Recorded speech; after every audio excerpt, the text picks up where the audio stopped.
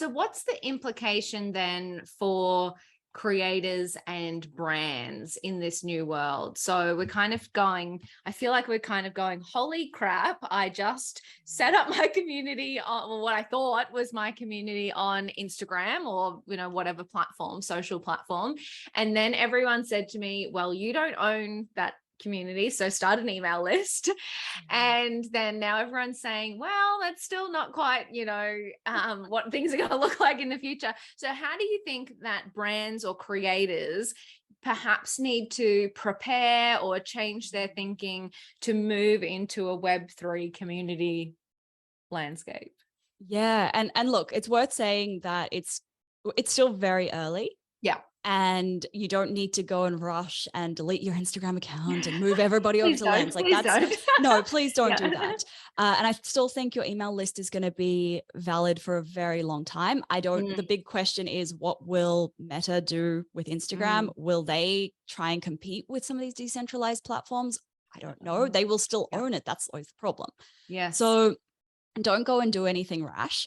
Good. I like that. That's the first lesson here. Yes. Yeah. I think the very first place you can start, though, is starting to look at what are some of the communities out there and how can you interact? How can you join them and see what they are doing? I'm in an awesome one called BFF. Their aim is to get more women into the Web3 space. And they have done an awesome job. They have, the community is in Discord, yes.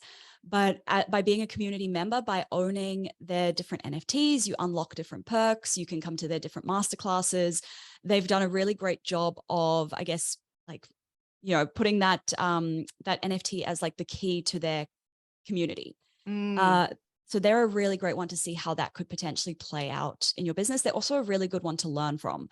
And then I guess the other thing would be starting to think about what that could look like in your business, because you want what a community in Web3 could look like in your business, because it's not about building a community for the sake of community.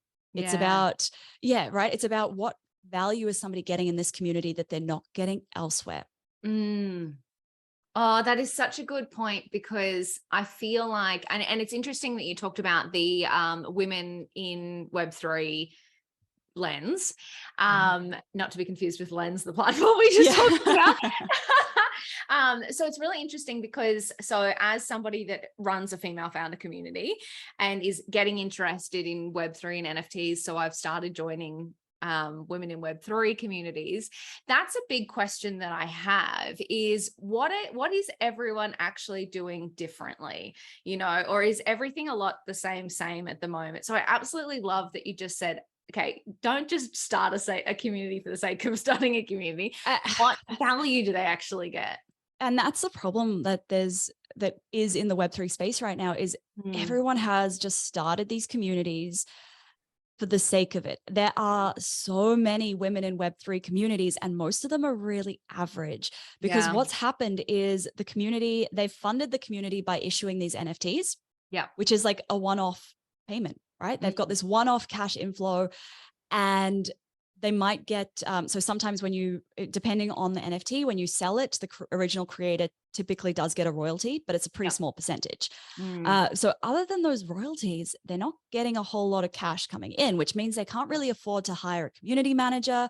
They can't manage the communities properly, and they kind of fizzle out, or they just become noisy. Yes. And that's why I really like BFF, because they have put the resources in to create and manage a community really well.